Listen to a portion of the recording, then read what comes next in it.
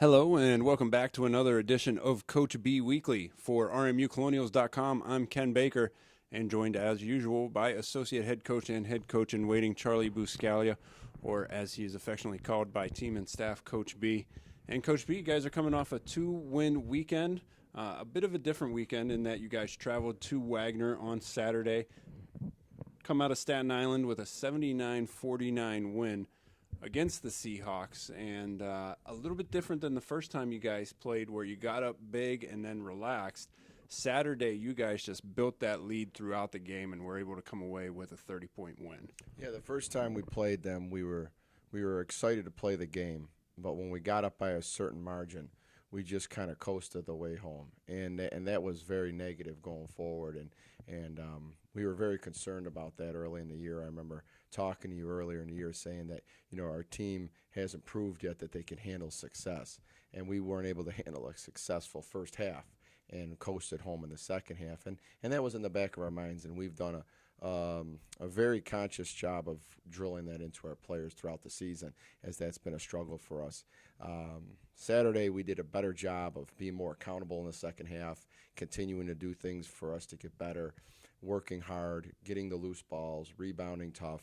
And, on the road, it's always nice to have a win like that because it's always tougher on the road. You get home, you can be comfortable, you can build a nice lead, a team could fold on the other side. But when you're on the road, most of the time teams just keep battling in front of their home crowd and at the place that they're most comfortable at. So finishing off that season series there with the way we did, was good for us because we were moving forward and we were getting better at something we had struggled with. And certainly two things that stood out for me from that game is that it wasn't a chopped effort. It was consistent from the first quarter till the fourth quarter. And then the other thing I like to see is you guys had 10 players in the scoring column again. That's the 10th time this year that you've had 10 or more score. And really everybody, I thought, was playing at their best on Saturday. Even though, the minutes didn't equal, I thought everybody, was giving their best effort. And of course, when you get bench support, it means a lot to the healthy growth of the team. Knowing that people will come off the bench and pick somebody else up or continue on with the momentum that you've built is extremely important in the system that we run. Some teams only rotate 7, 8 players. We go 10, 11, sometimes 12 all the way down the bench, depending on the way the game is. And that's not with just, time at the end where their game is out of hand. We'll rotate 12 sometimes when the game is completely up in the air, who's going to win with lead changes and everything. So we are a better team when we have more people rotating and when we have that bench support of people that come in and give us good minutes. It gives a whole other look to our team. And so that was something, again, on Saturday that we were able to do, is hold each other accountable, go out there, and when you got in the game, do a good job for the person they came in for. And now last night you guys finish off your regular season at home against St. Francis University. You guys end up winning by 14 points or 16 points, I think was the final margin. But you guys got up early in that game, only gave up 5 points in the first quarter, and really held a double-digit lead for much of the game against the Red Flash. And you held a very good Red Flash offense, who's leading the conference in scoring, to a season-low 43 points. Yeah, it was a great start to the game for us. We came out with a lot, tougher of a mentality than we did out there in Loretto. It was a whole different ballgame. That's what I said at halftime when I was interviewed coming off. I said, this is a different ball game than when we played out in Loretto earlier in the season. We were defensively really working hard, and we understood exactly what they wanted to do. When we were out at their place, they were able to do a lot of the things that they were comfortable doing, and we just allowed them to do what they normally do. Here, yesterday, we were able to go out there and take away their first and second looks. They're a team that likes to shoot early, shoot quick. You give them a foot on the wing on that first pass, they're going to shoot it. They're going to chase, try to get the rebound. They're going to continue to play that style of basketball. It's a contrast of styles with us and them. And yesterday we did a great job of controlling the tempo. That was really big for us, is that, we pushed it some, we slowed it up some, but we were always in control of the tempo. The press never made us change our mindset of us being in control. And that was a big moment for us yesterday, is that we were able to go out there and say, we have something that we're going to do, and you're going to have something you're going to do, but we're going to control the tempo. And ultimately, holding them to those points was a great accomplishment. I think, probably turned a lot of heads. Yeah, and you held them the first 5 points in the first quarter, 5 points in the second quarter, only gave up 5 field goals in the first half. And I think a big part of that defensive effort was your post play yesterday. Certainly Michaela Mulrain stepped up, but not just against her player, coming over and helping on the drives, altering shots. I thought Jocelyn Jones did a good job off the bench. She came up with a couple steals. And Megan Smith, improved play continued again yesterday. Michaela Mulrain, first and foremost, had one of her better games for us. She was not only strong on the offensive end, going up and getting fouled and finishing, but she was strong, very strong on the defensive end. She did a great job of sliding her feet. She was aggressive. She tipped a lot of balls. She tracked down rebounds. She was all over the place, down the sideline, down the baseline, going down and beating their guards to loose balls on long rebounds. I mean, she played one of her best games that she's been here, and we're very proud of that because Michaela's been somebody that's been up and down, and she sometimes have struggled to keep her level of intensity up and her level of conditioning. And yesterday, she would not get tired. And, when you're not getting tired, that means your adrenaline's flowing. That means you're responding to the time of season that is. And she set the tone early on. It's been nice to have 2 centers this year that both have played off each other and both have given us quality minutes.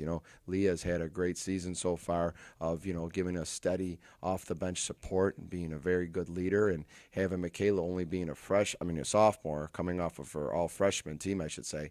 She could have definitely slipped into a sophomore slump, but Leah Warmack's been a great senior for her to go hand in hand with. So yesterday, Michaela really stepped up. Megan Smith inside was great too. Megan Smith, the inside game was ours, and Megan did a great job of seeing the same kind of defense that she saw at Loretto, but this time handling it so much better. She got double teamed again. She split double teams. They tried to rip the ball away from her. She ripped the ball back, and she not only did that, but she split between defenders and scored. She was steady again. Great starter. She got out and started the game really well, and she had tweaked her ankle a little bit in the middle of the game, but just getting herself taped back up. She was ready to go back out there again, and she did a great job when she went back out there. So she's been really playing well lately, and you were excited about that getting towards this time of year. Yeah, and I certainly think the confidence that Megan came out with, got a couple inside buckets early, and then that opened up things on the outside for Anna Nikki Stamalampro. And as they sagged to try to help on Megan, she was able to find Anna Nikki. Anna Nikki ended up with 10 points, I think, in the first quarter, towards a game-high 16 points. Yeah, Anna got off to a nice start, and it's nice to see for her because, Anna puts a lot of pressure on herself to do well. And, yesterday she was getting a lot of what we've got during this conference regular season, which was a lot of physical play when she was moving and cutting and bringing the ball up the floor. And the referees let a lot go yesterday on the ball. I mean, in the beginning of the year, we remember playing a game out at Youngstown State where you could not put a fingernail on somebody when you were guarding them, or they were going to call that 2-touch foul. And it got to the point where it was out of control, where we had to, send in the video and say, well, what are we supposed to do? What are we, and now yesterday you got, hips going into people and bodying up and, arm bars being left on for 3-4 seconds down the lane, and they just let them play. And I thought she did a much better job yesterday handling, the physical play that she has been getting all season long. And it's a tribute to, obviously her staying mentally tough and continuing to go forward. So she got going, and it was good to see for her because it was a special night for her too. And now, last night's game, basically for third place, you guys come away with the victory. So you lock up third place in the NEC standings, and you'll play host now in the playoffs to Fairleigh Dickinson University Sunday here at the Soul Center at 1 o'clock. But before we get in kind of the details of what the challenges that FDU presents, how do you approach a playoff game? Is it any different than the way you approach a regular season game? No, we always are the type of program that, we have to prepare for the postseason during the regular season. And the routines that we have and the ways we sacrifice to mentally prepare for these magnitude of games. It all shows going into the postseason. If you try to change the way you do things at this point, it's only going to make your team confused, in our opinion. If you go out there and this is how you work and this is how you practice and this is how you eat your pregame meal and this is how you get on the bus and all these things, if they all of a sudden become intensified because this is the big game, well, then the big game has really stolen your focus. And we got to treat every game as one individual game and part of the process. During the season, you develop your character and your standard as your team. And that standard is so important to set it the place that you need it to be right in the beginning and then maintain it, because you can't not get the results of the regular season standard and then moving into the postseason and say, we're going to get the results now. Anybody can get lucky. Anything can happen. But that's not a way of having a consistent, steady program. And, over the season, we have had our slip-ups and our troubles, and we've had our routines sometimes changed because they weren't working real well. But our players know that no matter what happens in the playoffs, no matter what happens in this game, if they go hard and play 100% and are willing to dive on the floor, take charges, stay together in adversity time, no matter what happens, we're going to be proud of them. And they know that, and that's been told to them throughout the season. This is not a just win, baby mentality here. That's not my philosophy and how I coach my team. My philosophy is, are we getting better? Are we working harder? Are we staying together? And no matter what happens in the end, if we do that, we're going to be, champions in our own mind. Now, let's talk about FDU. You guys played them twice in the regular season. Both ended up in losses.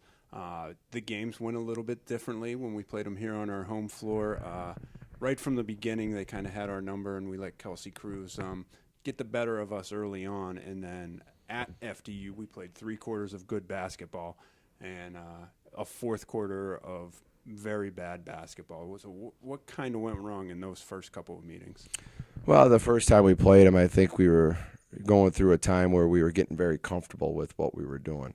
We had started off really well in the conference, and we were 4-0 at one point, and we looked like things were just falling into place for us. And even when we played poorly, we won, and we went out there and played a very poor game against Long Island on the road, our 4th game. And we were starting to understand that this team was becoming a streaky team. We weren't able to handle success well, and when we lost, we would lose 2-3 in a row because we weren't able to handle failure. And that was my concern from the very beginning, as we talked about. And FDU came in here, and we had such a strong record against them in the past at home and even on the road, and we've done so well against them that no matter what you tell a team sometime, or no matter how hard you push them, they come into a game and they don't understand the importance of how they got those wins against them in the past, and we were not accountable whatsoever. Defensively, we threw 2-3 different defenses at them. Every defense we threw at them was terrible. We didn't work hard. We didn't keep the ball in front of us. We didn't play people in the scouting report like we said we were going to play them. And it was like our bodies were out there, but our minds weren't. And we just thought the shots would go in, they would scared, and they just turn the ball over because they were just scared that they were going to get blown out. And as the other way turned around, Coach Sanella did a great job of getting the team really focused to come out here and win that game, and I gave them all the credit in the world because they obviously took advantage of us.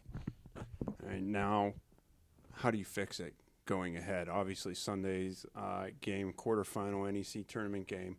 How do you fix it? How do you adjust? And how do your players respond knowing what's happened the first 2 times you've played?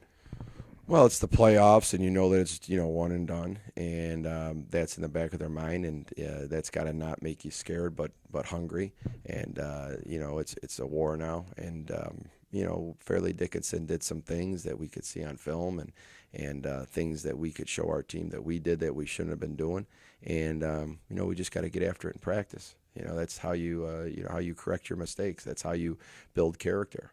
At the end of the day, there's nothing nearly as important in what we do as practice. Practice is by far the most important thing we do times 100. And when we go into practice this week, we've got to understand that we have to get the things right that we weren't getting right against them before. And they did a good job of making us uncomfortable in some areas in the game, and we've got to work on those areas. So that way, when we go out and play this game on Sunday afternoon, that game can't be a reflection of the last one. We have to make sure that those things that they did to us that bothered us so much, we push ourselves to get better at it. And when we go in there, we're not going to get beat because of that same thing that happened to us last time.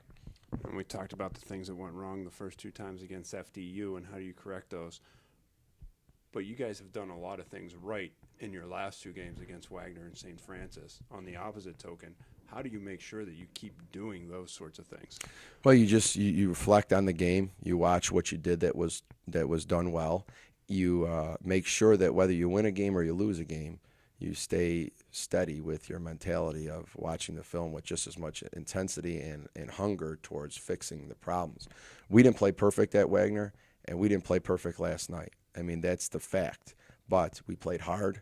We played accountable. We were willing to get the loose balls, dive on the floor, take the charges, and that's why we did so well. Strategically wise, we have got to make sure we focus on those things in film that we didn't do well last night and on Saturday, and the things we didn't do well on the film that we could watch against Fairleigh Dickinson both times. And that's how you correct it. There's no magic formula of eating a certain type of food or getting a certain amount of sleep. You've got to put the work in, and you can't be comfortable because you're rolling. You're rolling because you outworked other teams. You didn't roll because you came in and it was your day to shoot 50-foot jump shots that went in like a Stephen Curry. You know, you came out there and you created the easier shots and you held them to tougher shots. That's why we've been on this winning streak. All right, and we'll see if that winning streak continues when Robert Morris will play host to the Fairleigh Dickinson Knights right here at the Charles L. Sewell Center on Sunday, March 6th. That game scheduled to start at 1 o'clock. Robert Morris finishes the regular season 17-12 overall, 11-7 in the Northeast Conference, and they are your 3 seed. For Associate Head Coach Charlie Buscalia and RMUcolonials.com, I'm Ken Baker, and hopefully we'll see you again next week as we get prepared for an NEC semifinal game.